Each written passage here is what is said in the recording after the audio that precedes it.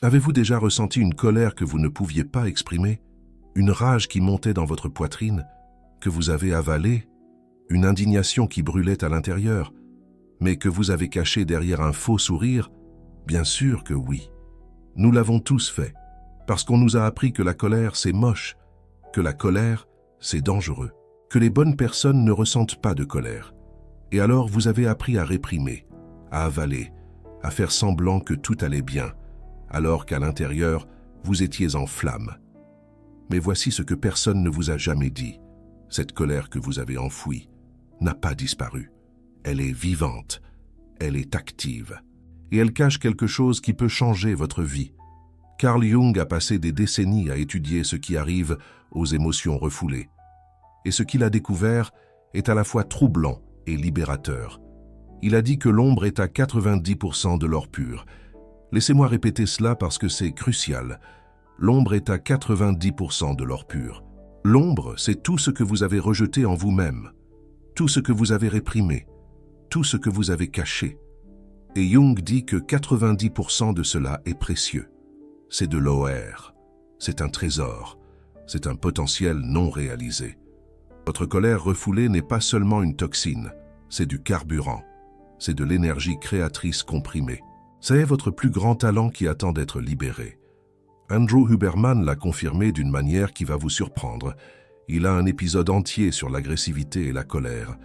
Et ce qu'il a découvert défie tout ce qu'on nous a appris sur ces émotions. Huberman a expliqué qu'il existe une zone dans le cerveau responsable de la génération de la colère, l'hypothalamus ventromédial. Et cette zone est directement connectée au système de la dopamine. La dopamine, le neurotransmetteur de la motivation, de la recherche, de la créativité, de l'action ciblée. Cela signifie que la colère et la dopamine sont neurologiquement connectés. Quand vous ressentez de la colère, votre cerveau libère la même substance chimique qui vous pousse à créer, à conquérir, à transformer le monde.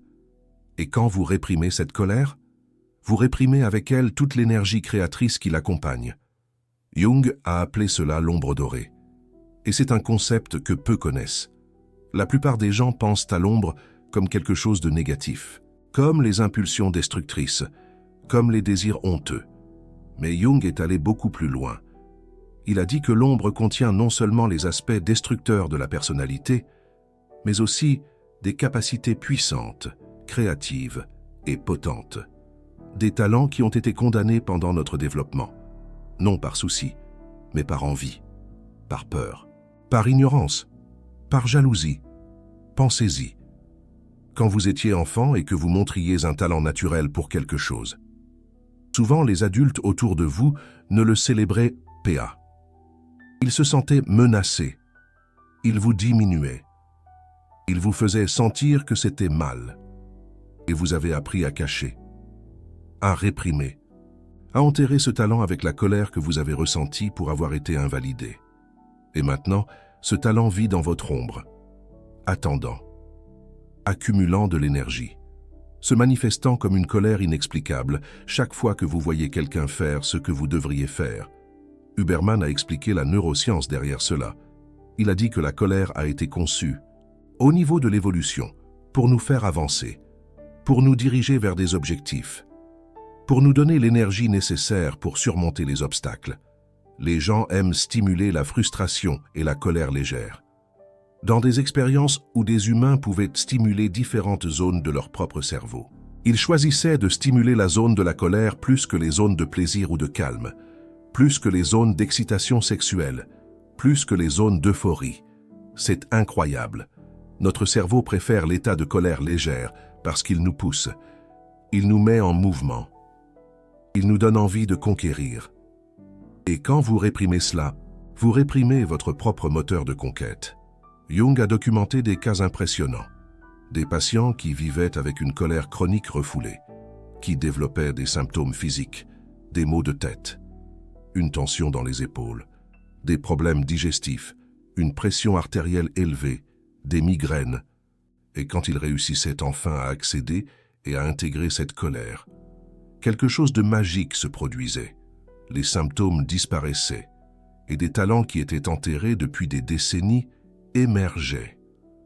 Un patient qui a réprimé sa colère contre un père contrôlant a découvert qu'il avait un talent pour le leadership, la même énergie qu'il utilisait pour se soumettre. Une fois transformée, est devenue une capacité à commander.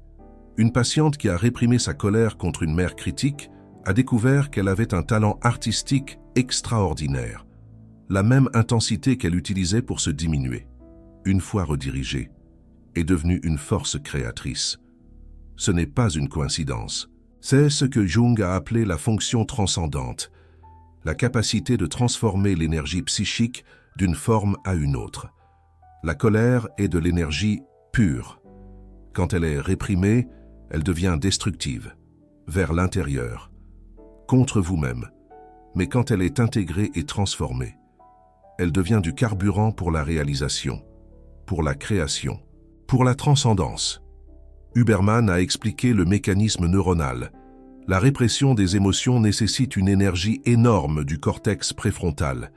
C'est la zone du cerveau responsable du contrôle exécutif, de la prise de décision, de la créativité, de la résolution de problèmes. Quand vous utilisez le cortex préfrontal pour réprimer la colère constamment, vous épuisez les ressources dont vous auriez besoin pour créer. C'est comme essayer de conduire une voiture avec le frein à main tiré. Le moteur travaille, consomme du carburant, mais vous ne bougez pas. Votre énergie créatrice est brûlée dans l'effort de maintenir la colère enterrée. Et c'est pourquoi les personnes qui répriment beaucoup se sentent chroniquement fatiguées, sans motivation, sans créativité, sans direction. L'énergie qui devrait être disponible pour créer est occupée à réprimer. Jung avait un concept appelé énantiodromie. C'est la tendance des choses à se transformer en leurs opposés lorsqu'elles sont poussées à l'extrême. La colère extrêmement réprimée finit par exploser, mais pas de manière saine, de manière incontrôlée, au mauvais moment, avec la mauvaise personne. Et là, vous vous confirmez que la colère est dangereuse, que vous aviez raison de réprimer, et le cycle se perpétue. Mais cela n'arrive que parce que vous n'avez jamais intégré la colère consciemment. Vous ne lui avez jamais donné un canal sain d'expression. Vous n'avez jamais transformé l'énergie. Huberman offre une perspective neurobiologique complémentaire. Il a expliqué que l'agressivité réactive est différente de l'agressivité proactive. L'agressivité réactive, c'est quand vous explosez parce que vous vous êtes senti menacé. C'est incontrôlé. C'est disproportionné. C'est le résultat de la colère refoulée qui finit par briser les barrières. L'agressivité proactive est différente. Elle est dirigée, elle est intentionnelle et canalisée vers un objectif précis. Les athlètes de haut niveau utilisent l'agressivité proactive.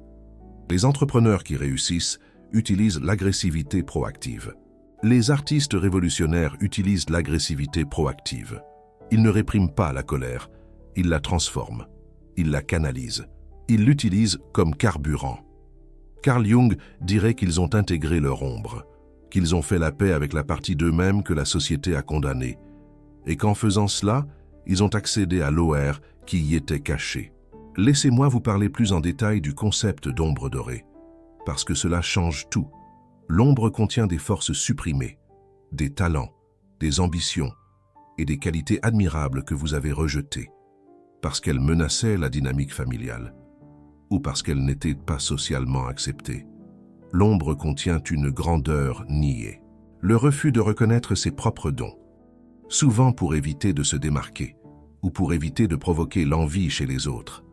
L'ombre contient une joie interdite, du plaisir et de l'enthousiasme que vous avez appris à supprimer, parce qu'ils semblaient égoïstes, ou inappropriés, ou menaçants. L'ombre contient une autorité cachée, une capacité de leadership et un pouvoir que vous avez niés pour éviter la responsabilité ou pour éviter les critiques. Tout cela est là, dans l'ombre, avec la colère que vous avez ressentie quand ces parties de vous ont été invalidées. La colère est la gardienne, le talent est le trésor. Vous ne pouvez pas accéder au trésor sans passer par la gardienne. Et c'est pourquoi la plupart des gens ne découvrent jamais leur plus grand talent, parce qu'ils ont peur d'affronter la colère qui protège ces talents. Andrew Huberman a expliqué que le cortex préfrontal peut réguler l'amygdale. L'amygdale est le centre de la peur et de la colère dans le cerveau. Quand la connexion entre le cortex préfrontal et l'amygdale est forte, vous pouvez ressentir de la colère sans être dominé par elle. Vous pouvez utiliser l'énergie sans perdre le contrôle. Vous pouvez transformer au lieu de réprimer ou d'exploser. Mais cette connexion doit être entraînée. Elle doit être développée. Et cela n'arrive que lorsque vous arrêtez d'éviter la colère, quand vous commencez à vous permettre de la ressentir, de façon consciente, de façon contrôlée, de façon intentionnelle. Carl Jung avait une pratique qu'il appelait l'imagination active. Il s'asseyait en silence et permettait au contenu de l'ombre d'émerger, y compris la colère. Il ne réprimait pas, il n'agissait pas, il observait, il dialoguait, il demandait à la colère ce qu'elle voulait, ce qu'elle protégeait, ce qu'elle cachait. Et à travers ce dialogue, il découvrait les trésors, les talents enterrés, les capacités niées, l'OR de l'ombre. Andrew Huberman offre des outils complémentaires. Il parle du soupir physiologique, une technique de respiration qui calme le système nerveux, qui vous permet de ressentir des émotions intenses sans être séquestré par elles. Vous inspirez 2 fois par le nez, une inspiration longue suivie d'une courte, et ensuite vous expirez longuement par la bouche.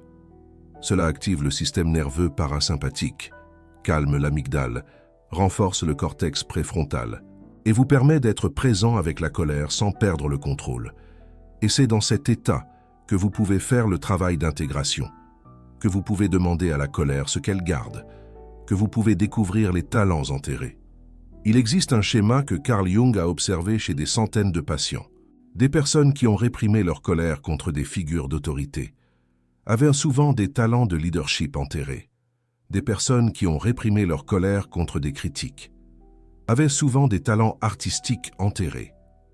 Des personnes qui ont réprimé leur colère contre des contrôleurs avaient souvent des talents d'indépendance et d'entrepreneuriat enterrés. La colère pointe vers le talent. Elle montre où vous avez été blessé. Et la blessure est exactement là où le don est caché. Laissez-moi vous donner des exemples plus spécifiques. Si vous ressentez de la colère quand vous voyez quelqu'un s'exprimer artistiquement, il existe probablement un artiste en vous qui a été réduit au silence. Quelqu'un vous a dit que l'art n'était pas une profession, que c'était une perte de temps, que vous deviez être pratique, et vous avez enterré l'artiste, avec la colère d'avoir été invalidé. Si vous ressentez de la colère quand vous voyez quelqu'un parler en public avec confiance, il existe probablement un communicateur en vous qui a été réduit au silence. Quelqu'un vous a humilié quand vous avez essayé de vous exprimer, vous a ridiculisé, vous a fait sentir que votre voix ne méritait pas d'être entendue. Et vous avez enterré le communicateur, avec la colère d'avoir été réduit au silence. Si vous ressentez de la colère quand vous voyez quelqu'un avoir du succès financier, il existe probablement un entrepreneur en vous qui a été réprimé. Quelqu'un vous a enseigné que l'argent était sale, que vouloir prospérer était de la cupidité, que les bonnes personnes ne se préoccupent pas de la richesse. Et vous avez enterré l'entrepreneur, avec la colère d'avoir été limité. Si vous ressentez de la colère quand vous voyez quelqu'un en position de leadership, il existe probablement un leader en vous qui a été subjugué. Quelqu'un vous a enseigné que vous deviez obéir, que questionner était un manque de respect, que votre rôle était de suivre, jamais de commander. Et vous avez enterré le leader, avec la colère d'avoir été dominé. Faites attention à ce qui vous met en colère. C'est la carte la plus précise de vos talents enterrés. Carl Jung appelait cela la projection. Quand nous voyons chez les autres des qualités que nous rejetons chez nous-mêmes et que nous réagissons émotionnellement. L'envie et la colère sont des signes de projection. Des signes que quelque chose qui vous appartient est vu chez l'autre, parce que vous ne permettez pas que cela existe en vous-même. Andrew Huberman a expliqué cela en termes de neurones miroirs. Quand vous voyez quelqu'un faire quelque chose, vos neurones miroirs s'activent comme si vous étiez en train de le faire. Vous ressentez dans le corps l'expérience de l'autre. Et si cette expérience est connectée à quelque chose que vous avez réprimé, vous ressentez un inconfort, de la colère, une irritation inexplicable.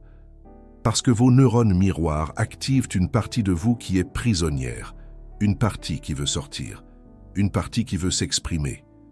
Et la prison fait mal. La répression fait mal. Et cette douleur se manifeste comme de la colère dirigée vers l'autre.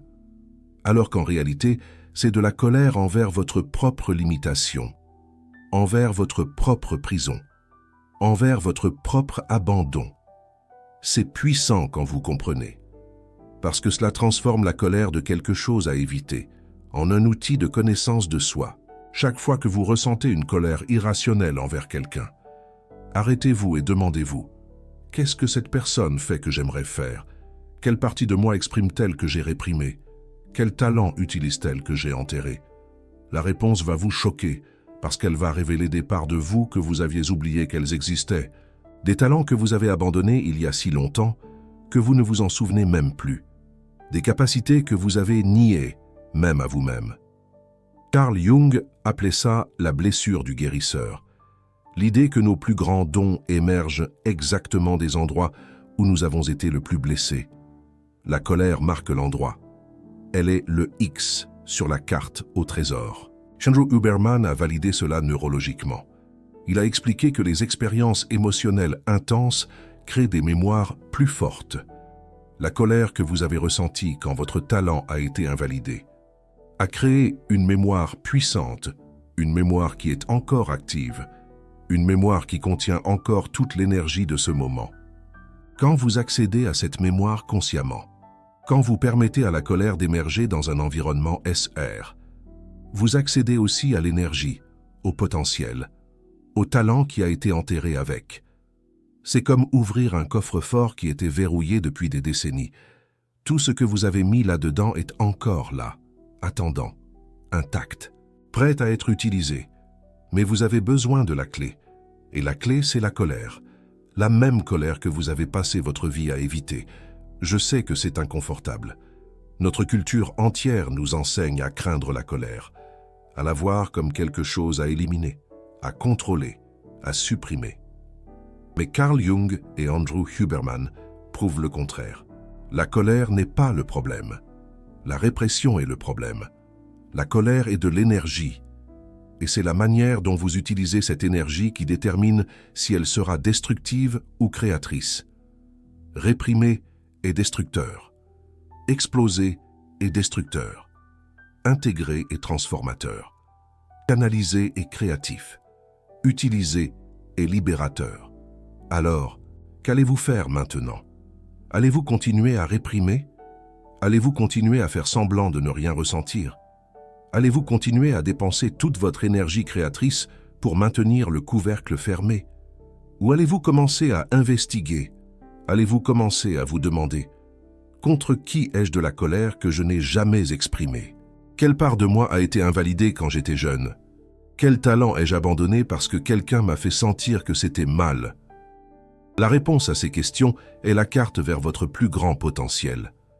Carl Jung a dit que tant que vous ne rendrez pas l'inconscient conscient, il dirigera votre vie et vous appellerez ça le destin. Votre colère réprimée est en train de diriger votre vie maintenant. Elle est en train de vous saboter, de vous limiter, de vous maintenir petit, mais pas parce qu'elle est mauvaise, parce qu'elle est prisonnière, parce qu'elle n'a pas de canal d'expression, parce que le talent qu'elle garde étouffe en même temps qu'elle. Libérez la colère et vous libérez le talent. Intégrez l'ombre et vous intégrez l'or. Affrontez le dragon et vous gagnez le trésor.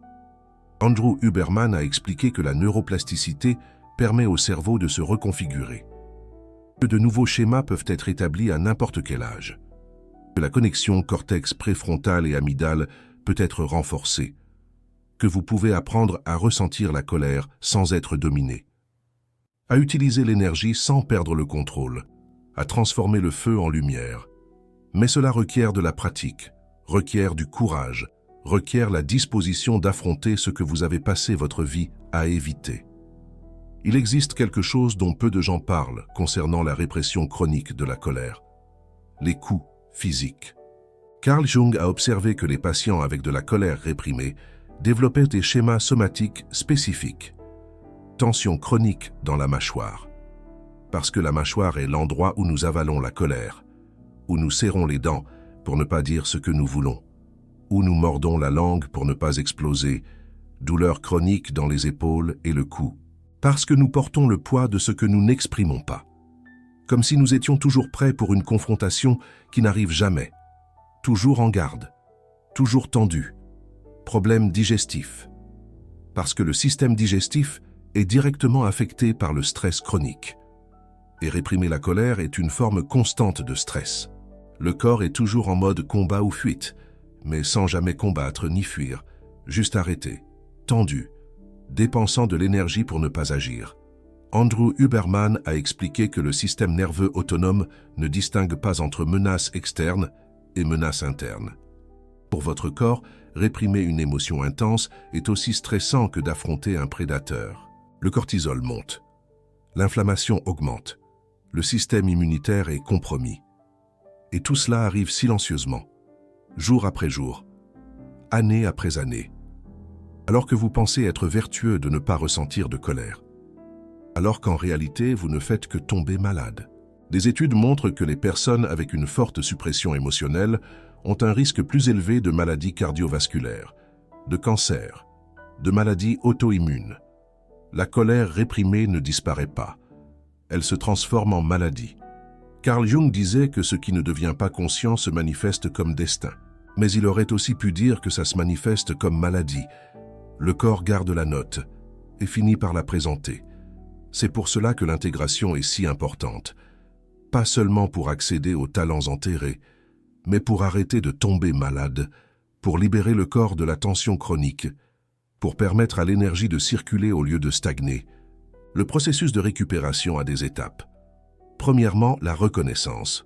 Admettre à soi-même que vous avez de la colère, que vous l'avez réprimée, qu'il existe quelque chose là-dessous que vous avez évité toute votre vie. Ça paraît simple, mais c'est l'étape la plus difficile, parce que la répression est si automatique que vous ne la remarquez même plus. Vous pensez que vous ne ressentez pas de colère, alors qu'en réalité, vous en ressentez tout le temps. Vous ne permettez juste pas qu'elle atteigne la conscience. Deuxièmement, la permission. Se donner le droit de ressentir. Comprendre que la colère n'est pas un péché, n'est pas une faute morale, est une émotion humaine légitime, une réponse naturelle aux violations de limites, aux injustices, aux invalidations.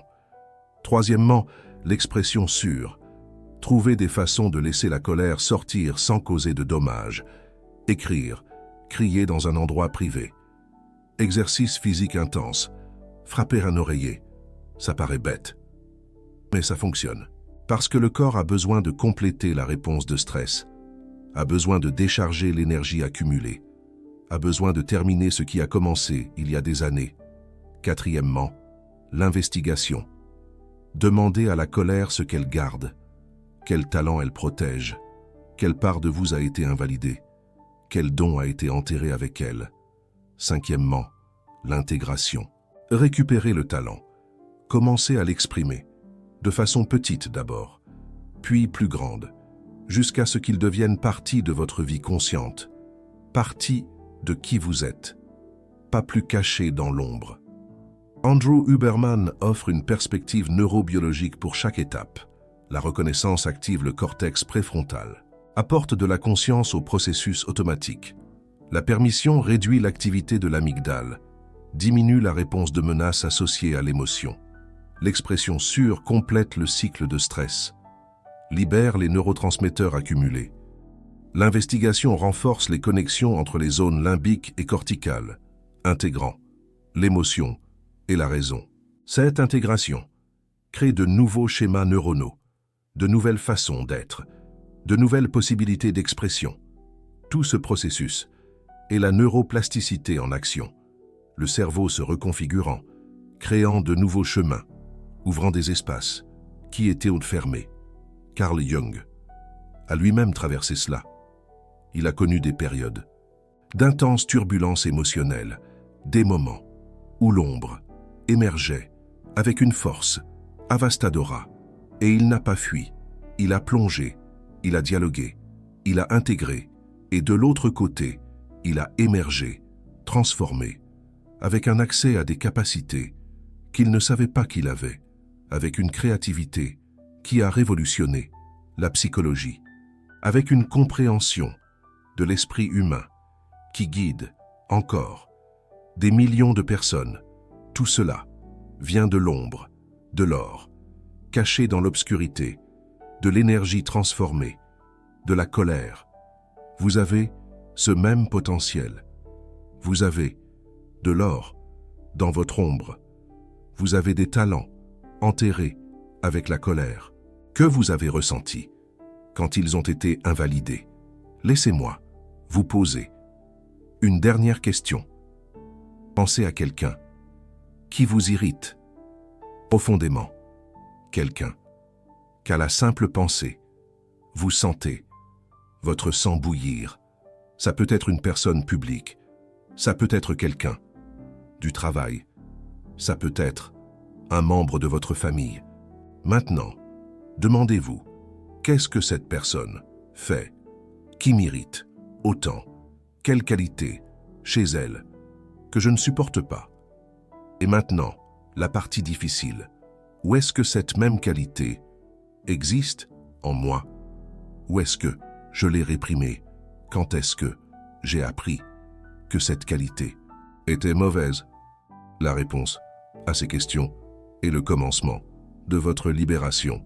C'est le premier pas pour récupérer l'or de votre ombre. C'est la carte pour vos talents enterrés. Carl Jung disait que rencontrer sa propre ombre est le travail le plus important d'une vie et aussi le plus effrayant, parce que cela requiert une honnêteté radicale. Cela requiert d'admettre des parties de vous que vous avez passé votre vie à nier. Cela requiert d'affronter la colère que vous avez passé votre vie à éviter. Mais de l'autre côté de cet affrontement, il y a l'intégrité, la complétude, l'accès à votre potentiel. Total non plus, fragmenté non plus, divisé non plus, opérant avec la moitié de votre capacité, entier, complet, puissant. La question est, allez-vous continuer à éviter ou allez-vous finalement affronter la colère que vous craignez le plus? Contient le talent dont vous avez le plus besoin. Le dragon qui garde le trésor, c'est fait de la même énergie que le trésor. Vous avez juste besoin d'apprendre à transmuter ce que vous venez d'entendre, à nécessiter des mois de recherche.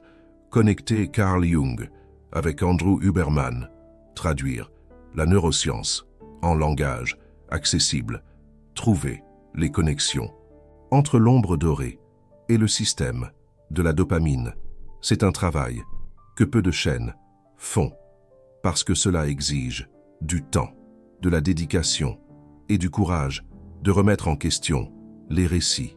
Si cela vous a aidé à comprendre quelque chose de nouveau sur vous-même, si cela vous a fait reconsidérer votre relation avec la colère, le Super Thanks n'est pas seulement un soutien financier, c'est vous qui dites « Continuez à révéler ces connexions ».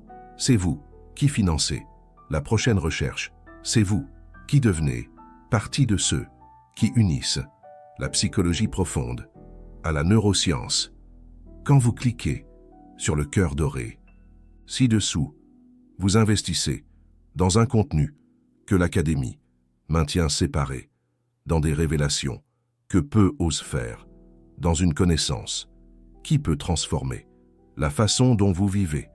Maintenant, dites-moi dans les commentaires, quel talent avez-vous abandonné parce que quelqu'un vous a fait sentir que c'était mauvais? Quelle passion avez-vous enterré avec la colère d'avoir été invalidé? Partagez votre histoire, parce que chaque histoire de ce genre aide les autres à reconnaître leur propre talent enterré. Et puisque vous êtes resté jusqu'ici, vous êtes clairement quelqu'un qui veut aller au-delà de la surface, qui ne se contente pas de réponses, prête à l'emploi, qui veut comprendre la psychologie profonde derrière les émotions. Si vous ne vous êtes pas encore abonné, abonnez-vous maintenant et activez la cloche, parce que chaque semaine que j'apporte plus de connexions comme celle-ci, plus de révélations sur ce que Carl Jung a découvert et Andrew Huberman valide plus d'outils pour que vous intégrez votre ombre, pour que vous récupériez les talents enterrés, pour que vous transformiez votre colère en carburant créatif. Votre ombre contient de l'or, votre colère garde des trésors. La question est, allez-vous continuer à éviter ou allez-vous finalement creuser